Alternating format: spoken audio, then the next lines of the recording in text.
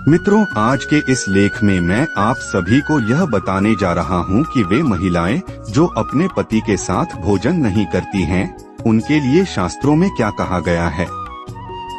यह जानकारी उन महिलाओं के लिए अत्यंत महत्वपूर्ण है जो अनजाने में शास्त्र विरुद्ध आचरण कर रही हैं।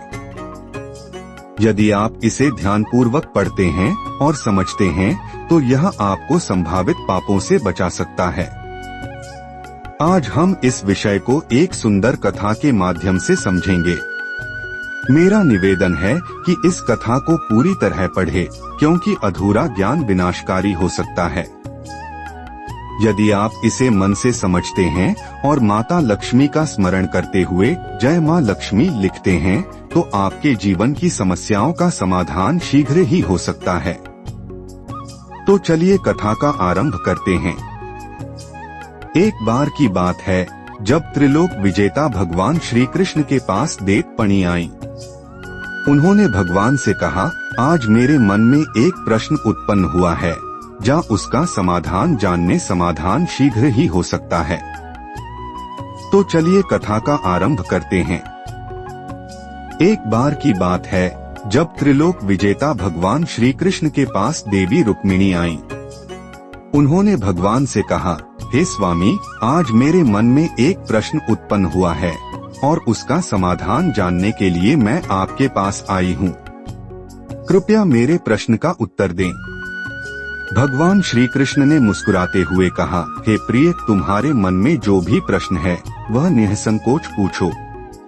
तुम्हारे हर प्रश्न का समाधान करना मेरा कर्तव्य है।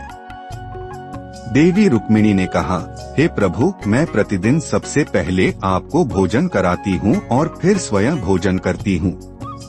मैं आपकी सेवा में तत्पर रहती हूँ। लेकिन मेरे मन में यह प्रश्न उठता है कि क्या पत्नी को पति के साथ या उससे पहले भोजन करना चाहिए? क्या ऐसा करना शास्त्रों के अनुसार उचित है? और ऐ को नरकगामी बनापा आचरण है जो स्त्री? कृपया इस विषय में मेरी शंका का समाधान करें। भगवान श्री कृष्ण मुस्कुराते हुए देवी रुक्मिणी से कहते हैं, हे रुक्मिणी, यह सवाल बहुत महत्वपूर्ण है।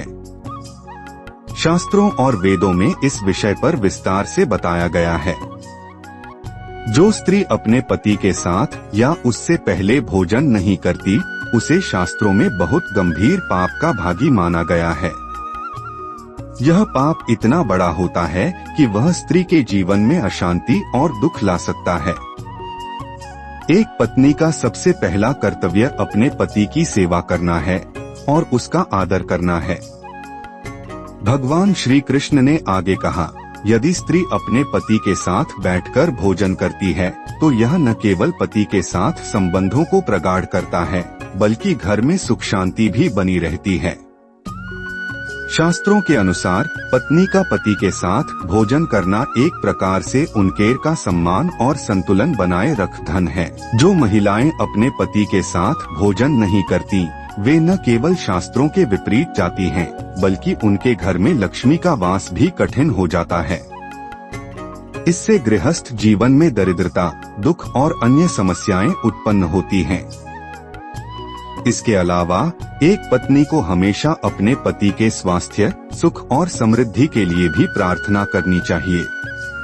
यदि वह पति की सेवा करने में अनिच्छुक है, तो वह स्वर्ग और मोक्ष प्राप्त करने में भी असमर्थ रहती है।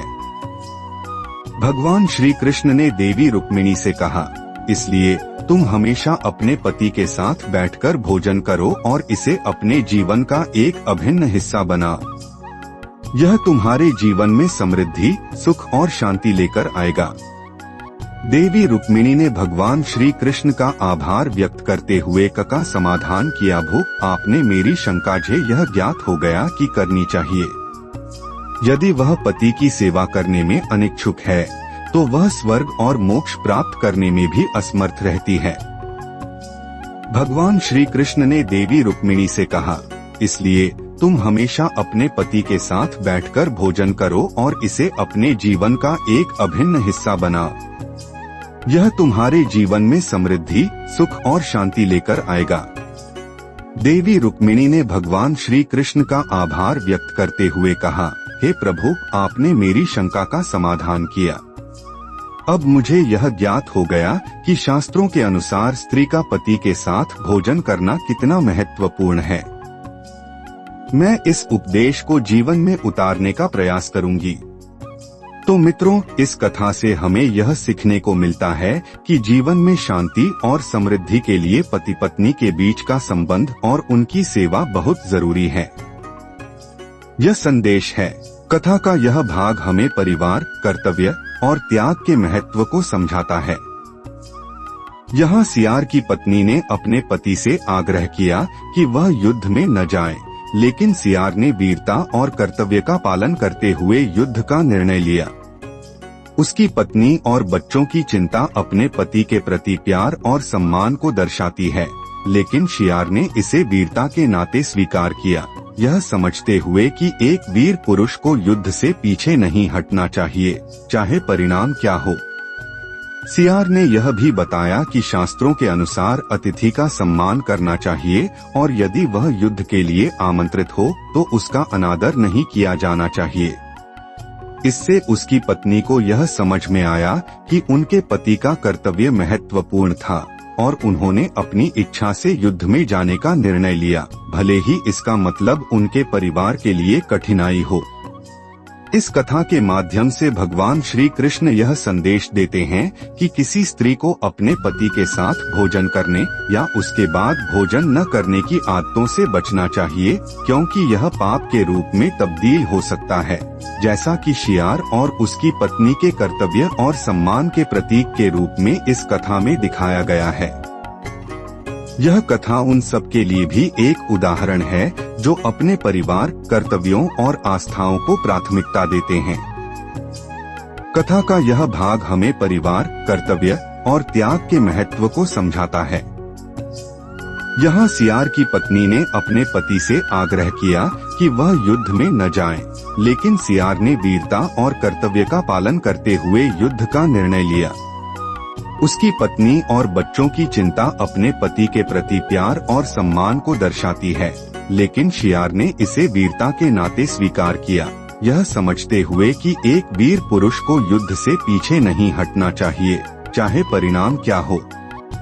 सियार ने यह भी बताया कि शास्त्रों के अनुसार अतिथि का सम्मान करना चाहिए और यदि वह युद्ध के लिए आमंत्रित हो तो उसका अनादर नहीं किया जाना चाहिए।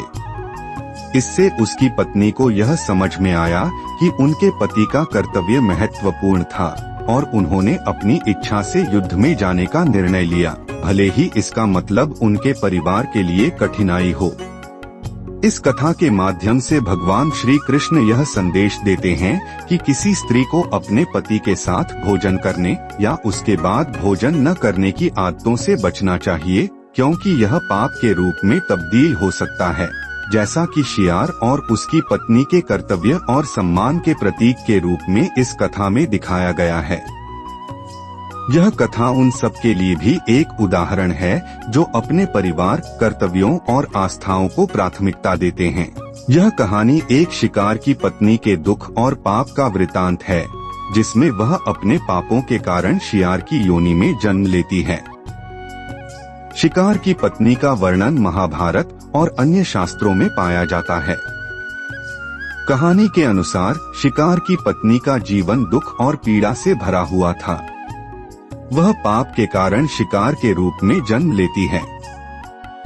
इस कहानी में पति और पत्नी के बीच भोजन के साथ जुड़ी एक महत्वपूर्ण शिक्षा दी गई है। यह कथा हमें बताती है कि हिंदू धर्म और संस्कृति में पति और पत्नी के बीच संबंध का गहरा महत्व है। पति पत्नी का रिश्ता न केवल सामाजिक दृष्टिकोण से महत्वपूर्ण है, बल्कि आध्यात्मिक और धार्मिक दृष्टि से भी अत्यधिक महत्व रखता है। कथा में यह भी बताया गया कि शिकार की पत्नी का चरित्र, जो अपने पति का अपमान करती थी, उसे नरक की यातना का सामना करना पड़ा। वह अपने पूर्व जन्म में अपने पति को अपमानित करती थी, जो उसे नरक में भेजने का कारण बना। इस प्रकार शिकार की पत्नी ने नरक में बहुत कष्ट झेले और फिर शिकार की योनि में जन्म लिया। कथा के अंत में शिकार की पत्नी ने अपने पूर्व जन्म का पश्चाताप करते हुए देवी से मुक्ति की प्रार्थना की। इसके बाद रानी रोशनी ने अपनी पुण्य का कुछ भाग शिकार की पत्नी को दिया और उसे मोक्ष प्राप्त हुआ। नरक में बहुत कष्ट झेले और फिर शिकार की योनि में जन्म लिया। कथा के अंत में शिकार की पत्नी ने अपने पूर्व जन्म का पश्चाताप करते हुए देवी से मुक्ति की प्रार्थना की। इसके बाद रानी रोशनी ने अपनी पुण्य का कुछ भाग शिकार की पत्नी को दिया और उसे मोक्ष प्राप्त हुआ। इस कथा के माध्यम से यह शिक्षा दी गई कि पति और पत्नी का एक साथ भोजन करना केवल एक सांस्कृतिक परंपरा नहीं, बल्कि इसके पीछे धार्मिक, सामाजिक और मनोवैज्ञानिक कारण हैं। शास्त्रों में इसे एक महत्वपूर्ण कर्म और संस्कार के रूप में बताया गया है, जिसे पालन करने से दाम्पत्य जीवन में सुख और समृद्धि आती है। यदि पति और पत्नी एक साथ भोजन नहीं करते हैं तो इसे पाप माना गया है, जो उनके रिश्ते में असंतोष और असमंजस्य का कारण बन सकता है। यह कथा इस विचार को भी पुष्ट करती है कि पति पत्नी के संबंधों में आपसी प्रेम, सम्मान और सामंजस्य का होना बहुत आवश्यक है। यदि इन तत्वों की कमी होती है तो परिवार और दाम्पत्य जीवन में नकारात्मक प्रभाव उत्पन्न हो सकता है।